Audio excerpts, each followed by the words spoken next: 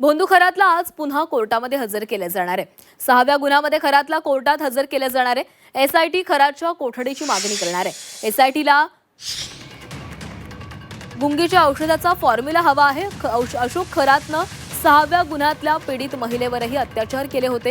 हे अत्याचार करण्याआधी त्यानं मोठमोठ्या गमजा मारलेल्या होत्या। मी देवाचा अवतार आहे, तुझ्यासह तुझ्या घरच्यांचा देखील भलं करू शकतो, मी जे काही सांगेन ते तू करत जा, असं त्यानं म्हटलेलं होतं। आणि या सगळ्या संदर्भात एसआयटीला चौकशी करायची आहे।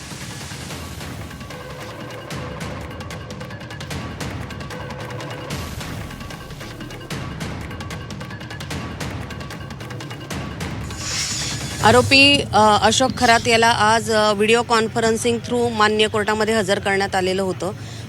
जो 79/2026चा जो गुन्हा होता त्यामध्ये पोलीस कस्टडी यापूर्वी मिळालेली होती आणि त्या गुन्ह्याचा मधल्या पोलीस कोठडीचा हक्क जो आहे तो राखीव ठेवून दुसरा जो महिला अत्याचाराचा गुन्हा आहे 81/2026 त्यामध्ये त्याला वर्ग करण्यात आलेला आहे आणि उद्या त्याला माननीय कोर्टासमोर पोलीस कोठडीसाठी हजर करण्यात येईल।